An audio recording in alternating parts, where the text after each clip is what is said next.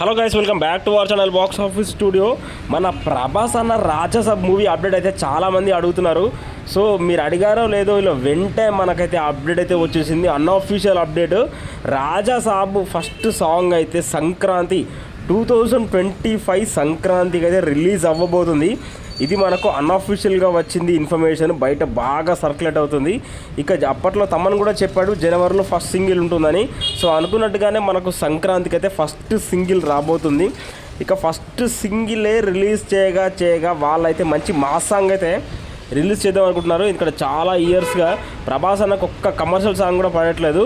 So ఇప్పుడు జనవరిలో మన తమనన్న ఊరమాసు బీట్స్కి ఆ కమర్షియల్ సాంగ్ వస్తుంది. ఇక ఏ రేంజ్లో ఉంటే సెలబ్రేషన్స్, ఇక అది అసలు ఊహించుకుంటూనే భయం వేస్తుంది అసలు.